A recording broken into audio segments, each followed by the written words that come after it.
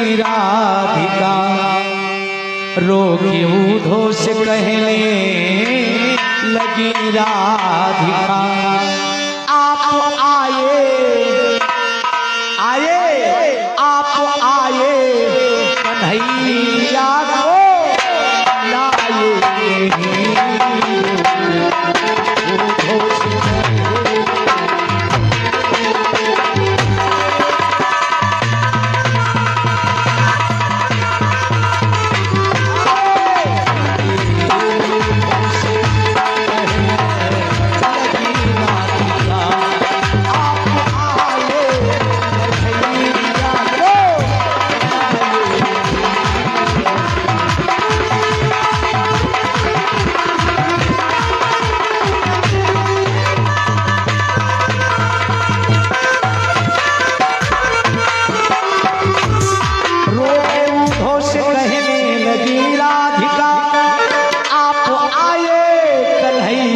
लाए नहीं।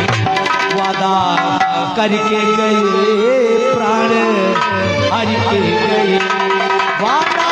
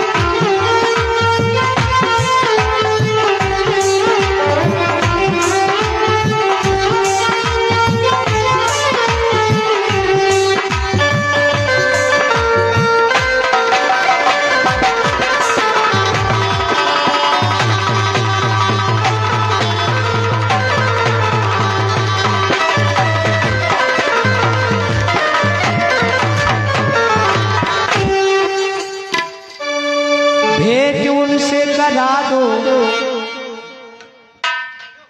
भेंट उनसे करा दो, मिला दो सही, मेरी ले लो परीक्षा प्रसन्ना रही। भेंट उनसे करा दो, मिला दो सही, मेरी ले लो प्रसन्ना रही। काढ़ रख दूं कलेजा मोहन के लिए,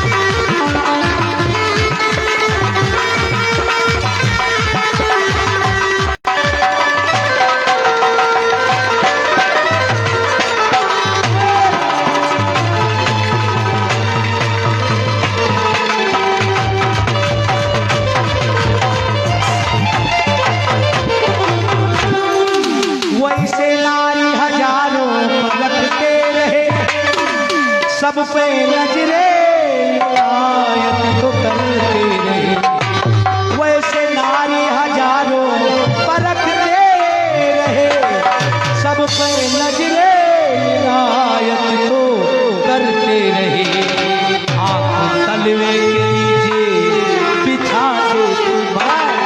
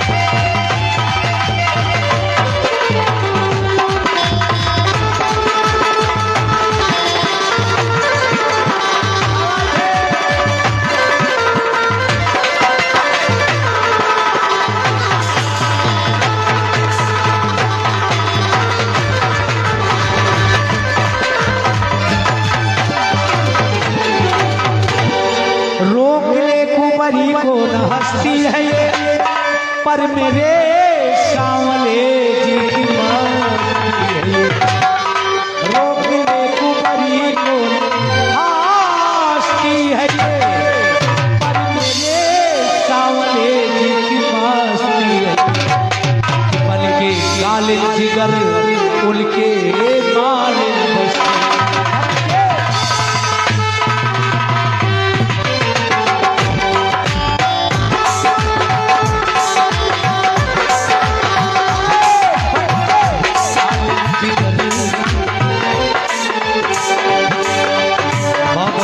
शुभकामनाएं हमारे भैया घर मालिक भैया जी की तरफ से, बहुत ढेर सारे नौछावरी भैया की तरफ से, बहुत ढेर सारे नौछावरी। प्रभु की महिमा बनी रहे, खुशियाँ आती है। बहुत ढेर सारी शुभकामनाएं।